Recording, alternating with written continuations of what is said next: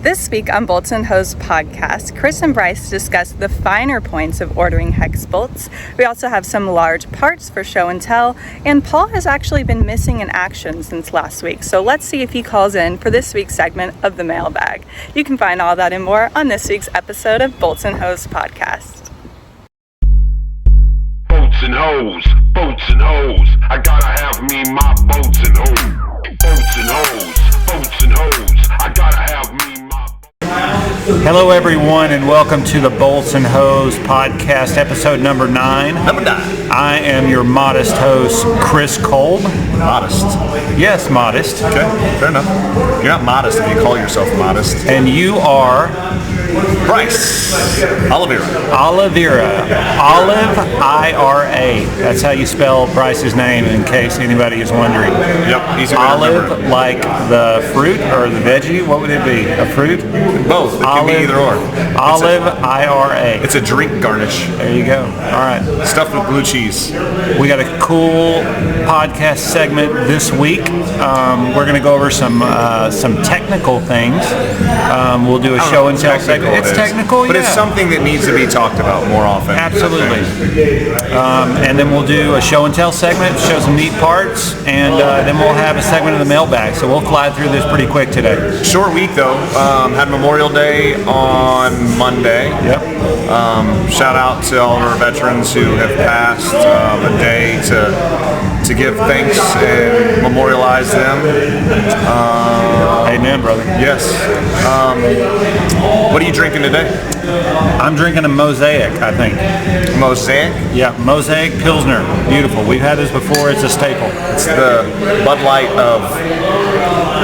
It's not. It's far from Bud Light. This is Turning Points. That's the guest tap from Turning Point, I think somewhere up in the DFW area.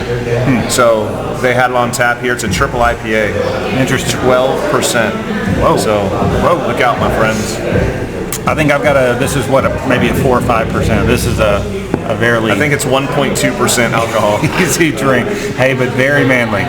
Very manly. Yes. You'll want one of these. Yes. All right, so let's jump into the tech segment, Bryce. I think this is a really cool part. So our thought on this is when people order a hex bolt from us, for example, a lot of people think that's a very simple thing and it's pretty straightforward. And somebody would just call in, for example, and order a 5/8 11 by 3.5 hex bolt. But it's not that simple, is it, Bryce? It's not. You know, these can be called a million different things. We hear people calling in, they want a tap bolt. So a fully threaded hex bolt would be considered a tap bolt. Sometimes it's just called a cap screw. Yeah, or it could just be called a fully threaded bolt. Some people call it a tap bolt, but they don't have to call it that. It's kind of a synonymous thing. Yes. A hex cap screw, a hex bolt, a machine bolt. We've even had people call these jack screws. I mean, yeah, cap screws, hex bolts. It's crazy the amount of overlap there is, I think, between the names of bolts. So we just want to, I guess, we did a presentation with one of our customers regarding this, and so we wanted to throw it out there on the podcast because I think it is a very important topic that people need to understand when you're buying a bolt. You know, there's different things here. So these two here are finished heads. Can't really see it, but so this is considered a finished head. These are 5/8 diameter and then a finished head. So this one here is a heavy head, so you can see the difference. It's actually the same. The head height is exactly the same. It's just a little wider. Across the corners and across the flats is a little bit bigger. A little more girthy, I think you could say. Yeah. Correct? Generally used in industrial applications where you're using for a little higher temperature, higher pressure. Or structural. Yeah, that's another big one. And generally people are using a little higher torque. And it's commonly used with stronger materials as well. I mean, you'll see stronger, high-strength, high-yield materials use that heavy hex pattern. But if somebody wants a 5/8 11 for, let's say, an automotive application or for a weaker flange, like aluminum flange or something, you might use a smaller head pattern that allows a little more clearance for the wrench. It might allow for a little smaller bolting pattern so that the bolts nest a little closer together. There's various reasons why a designer would do it, but when you're ordering, that is one thing that we would need to specify, right? Yes, I mean, especially, I think the general consensus is 3/8 diameter and smaller, we default to a finished head. 1/2 inch and above, we default to a heavy head. So, if you want a 5/8 finished head, you will need to specify a finished head. And then another thing I think people take for granted is the thread length.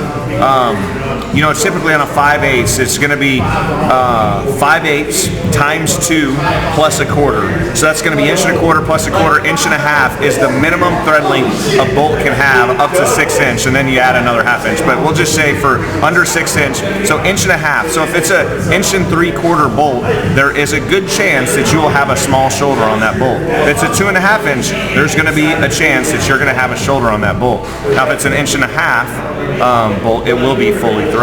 So just something to keep in mind. If you want fully threaded, specify fully threaded.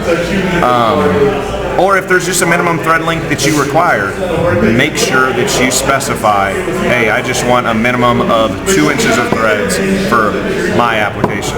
Yeah. Murphy's Law, if you allow that to chance or allow that to our assumption, you'll get a default, and that may or may not be what you want. So just understanding these variables, I think, is most of the battle. And a lot of times the description clarifies that sort of thing, but sometimes it doesn't, and we're going to come back and ask those questions a lot of times if it's not specified. We do try. I mean, I think we have told all of our guys and gals in the shop or office that ask the questions. We want to make sure that we get you what you need, but sometimes we go 100 miles an hour and we forget to ask the question, and we just go off of a description on a purchase order, and things happen. We don't like them, but things do happen. I mean, those are some of the major attributes. I'd say another minor one is maybe thread fit or something too, Bryce, right? So you'll see things on a description like 2A, and I know that's kind of the default in our industrial world, but there can be other fits for aerospace applications, for tighter tolerances. Sure. Yeah. And thread pitch, right? I mean, so coarse.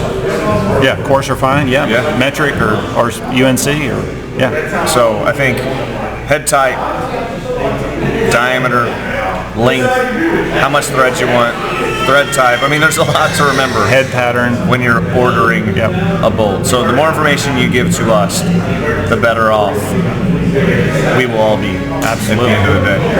Well, I think that's a cool segment, Bryce. I think that'll be informative, and people will get something out of it. But if we miss something, or if there's something else you want to see along those same lines with another fastener type out there where there's a lot of variables involved in ordering them, and we'll try to pepper some of these in. But if you want to see something special, let us know in the comments. Or if you want to argue about it, which a lot of people do. I'm sure there's going to be somebody come back and say that, well, some spec would call out some heavy versus finished pattern and by default or something. I don't know. Somebody's going to come up with something. Always happens. Yeah, because it's a very vast industry out there, and there's a lot of specifications, a lot of standards. So we're most familiar in that industrial world, but I'm sure this will open up some interesting conversation.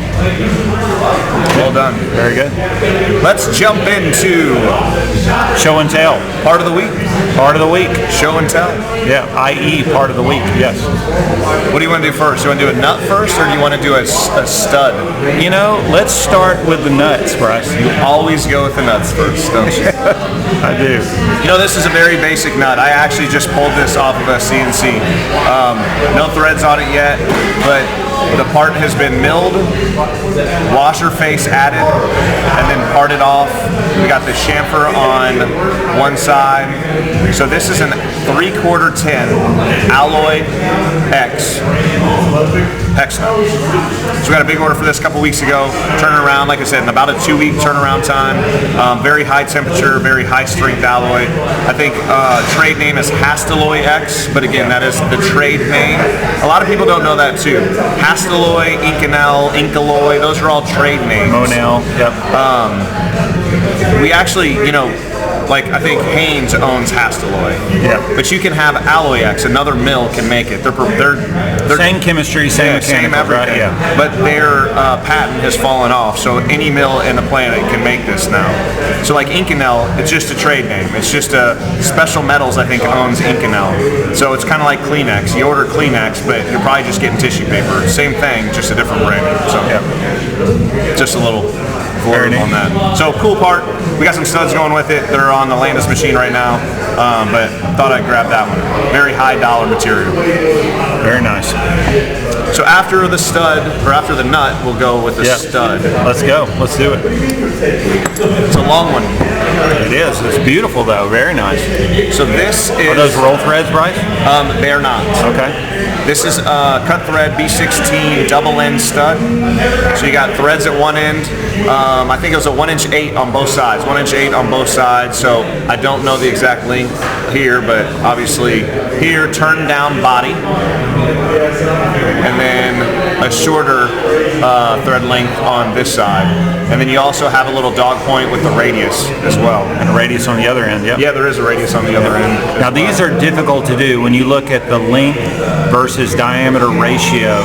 When you put a tool load in the center of this and it's only supported on each end, you're going to get some deflection, that sort of thing. So you have to compensate in the program of the machine to allow for that deflection and things. But our guys are skilled enough to be able to do that. But that is a cool part of the production process, and that when we do those parts, right? It likes to move around. It does like to shake, yeah, because you're not supporting that in the center, and you've got the support so spread apart.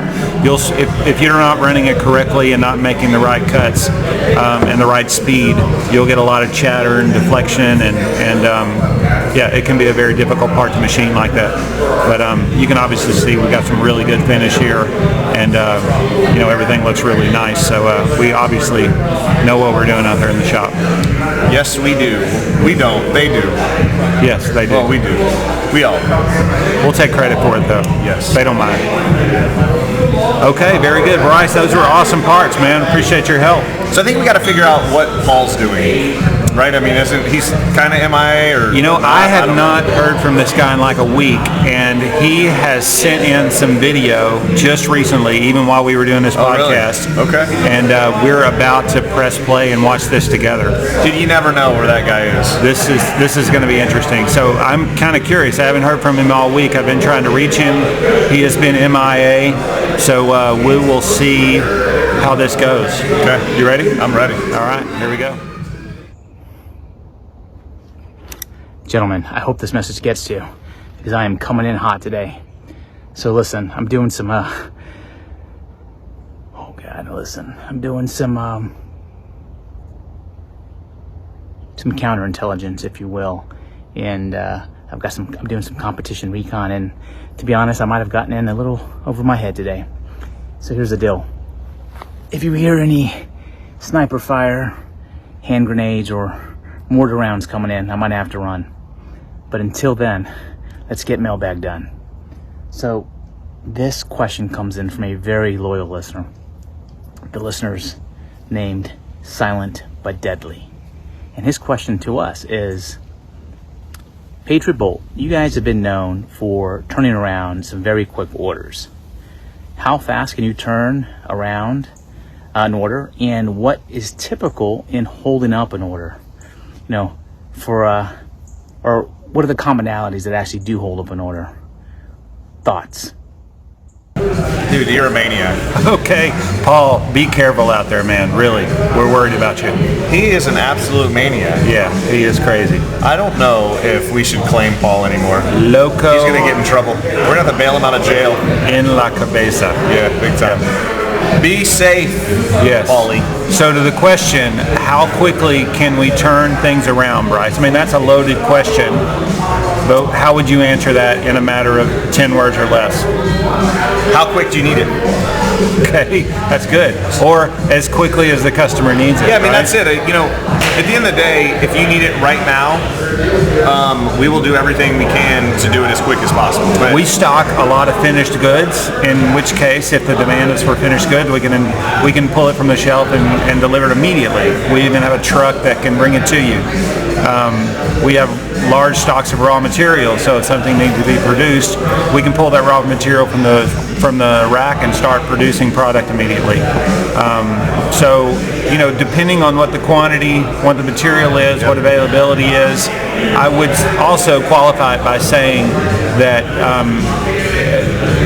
relative to any other shop in the world, I would say we could provide a manufactured product as quickly or more quickly than any other shop out there. So, yeah, I mean, we want to help customers out, and so we'll keep guys over at night to run parts. I think we can get very creative with how we run parts to run them quicker. So, yeah. Again, I think how quick do you need it, and then we will tell you this is what we can do. So what are some of the things that hold up the order? That was the other part of the question. And I think material availability is probably the biggest thing, because once I have something in the shop, we're going, right? Yeah. But so if we don't have material in stock, we're gonna have to go out for material, and depending if it's in town, I think we know some people, we got some connections, we can pull in some material pretty fast. But if it's on like the East Coast or the West Coast or up north, then UPS red next day. If it's a lot of material, dedicated truck. We just, oftentimes we're dealing with exotic materials, Yep. And some of those things, because they're exotic, they're fairly rare, and sometimes you're limited to the diameters that you have access to. Yep. But we do have the ability to use a larger diameter bar, for example, to make a smaller part. So not the most cost-effective thing in the world, because we're having to machine more, we're having to waste material getting down to the diameter that we need, but it's still an option. And in most cases, and in our industry, as most people know, that is very often not necessarily a deciding factor. If somebody needs it and they need it badly enough, then we will machine whatever out of whatever diameter and whatever material that the customer needed that piece right now, so a guy came over and grabbed it. So there's a perfect example of what we're talking about. yeah. How fast do you need parts? Bam! Customer obviously needed that part right now, and Austin came over and grabbed it. So yeah, very good. All right, so let's go back to Paul. I think he's got a couple more questions, and we'll see what he's doing. So here we go. Hopefully he hasn't got shot. Yeah, hopefully. Or sniped. He's a wild man. Guys, I'm not sure how much longer I can do it, stay out here, but I've got another question, and this comes in from, and actually this question's coming in hot from Truck Stop Jimmy, and Truck Stop Jimmy wants to know, guys, I heard you guys can ship some orders all over the place. Where do you ship? Can you ship? Look, guys, listen, answer the question. I'll get back to you. Where do we ship? That's the question. Gotta go. Paul, you need more trees to hide behind. Oh my More gosh. palms. Be careful, my man. That's a dangerous job you've got out there, brother. You were peeking behind a palm. Yes. Palm. Was it a palm? Is it a palm? I think so. A palm. A palm. Pam. Pam. No. Okay. So, where do we ship? So where do we ship? We ship everywhere. Yeah. We ship everywhere. Ship. Yes. Uh-oh. We ship everywhere. A lot of our customer base is in the Houston area, the Gulf Coast area. However, we've got a lot of customers all around the country. Yeah. And even so far as going around the globe, we ship to all countries. What would you say the farthest we've shipped, Bryce? I mean, we've shipped product to China, Australia, probably Australia, right? I mean, that's... Australia, yeah. I think that's probably the opposite side of the world, but yeah, that's probably as far as you can get. Obviously, our people over in, Dubai, the Yep. sealing teams over there, so we're doing some business back and forth with them. I can think of some other places like Thailand. Obviously, we're close to Dubai and Abu Dhabi. We got some of our fans here in the building. Yeah, we've got some little fan base out Taking here. pictures of us. Yeah. We're famous. Put your top back on, please. Yeah. I'll look autographs later. Okay. Okay, so that was yeah, it, we ship right? all over. Yeah, Yeah, we all ship. over. Yeah. You name it, we'll ship it. Yeah. So I think Paul's got one more question, and I think he'll wrap up the mailbag from there. Sounds good. Guys, I've been spotted. I gotta tell, last time, this is the last question I got time for. This comes in from Three-Toed Michael. Three-Toed Michael asks, you guys talk about a hunting trip that you and Bryce are fixing to do. Is that a real legit hunting trip? What type of animal are you gonna hunt down? Or is it just another excuse to drink cold beer and sleep in a cabin? Guys, I gotta go. If I don't make it back, post these videos. They must be seen. Out. What's wrong with Paul? Be careful, man, and don't trip. Watch where you're stepping. Paul, you made me so nervous I had to go get another beer. Yeah, I don't know if there's snakes out there, but you need to be careful where you step, man. Yes. All right. So, hunting. Yeah. Yes, this is a real hunting trip. We're taking real customers. It's not just a recreation trip for Bryce and I. We're going to be working. We're going to be working very hard, taking care of customers. We're catering to our clients. And I'm not going to shoot anything. I'm just going to watch them shoot. You might. I mean, you might. I might shoot a squirrel. Yeah. I'm not a big squirrel fan. Squirrel. Are you one of those guys that, like, when you see them on the road, you like swerve to try to I catch speed them? up, baby. Okay, that's cruel, Bryce. Yes. That says a lot about your character. Exactly. No, But I won't shoot a deer. Okay, all right. So we don't really know yet that we're going to a hunting ranch, which is right next door to Patriot Ranch in Concan, Texas. Yep. And they have a lot of exotic game. This is actually a really cool spot that has, they have a fishing pond there. You can, it'll be hot because this will be end of June. So, you know, we might. Shorts and tank tops. Yeah, we might go and mud boots. take a dip. But yeah, there will be some cool game out there. I'm sure that we'll have hunters out in the morning. Come back. There's a great lodge to hang out, and they have a little indoor laser tag type shooting range in there. Got some video games. They got a great bar, kitchen, all that. So we kind of take care of ourselves. They have a cook. So this will be a treat. So we don't get to do this very much, but we're looking forward to it. So, you know, it's just fun to, you know, take customers out and show them some appreciation, and, you know, build the relationships and earn the trust and show them, you know, what we can do in the shop and, you know, talk more about our capabilities. And every time we do stuff like this, I'm telling you, the business grows just because they understand what you do better. Yeah, you get a customer in a more intimate setting like that, and you have time to sit down and you know, one, drink a beer. Yes, to your point, Paul. Yes, drink a beer, but also to talk about a little bit more about what your capabilities are and what you can do to help their company succeed. So, yeah, very good. It'll be a nice trip, and I'm sure we will take a few cameras out there and get some footage, and I think we'll show some footage of that on this podcast. So you'll have to tune in for that. Hey, so we're gonna sign off here in a second, but hey, gentlemen, you guys are gonna have to help us sign off. We're live, so you better hurry up. So we're gonna get a couple of our bozos over here to Bozos, sign off. these are our superstars, Bryce. Superstars. Handsome devils. Yes. Hey, so adios for me. I'm gonna step out of the picture. We're gonna let these dudes say nighty night. Adios, guys. Enjoy. Good beer right here. It ain't Modelo, but it sure is good. All right, on three, bolts and hose, everybody. 1, 2, 3. Bolts and hose, baby. Cheers. Till next week, guys. See ya. Boats and hoes, boats and hoes. I gotta have me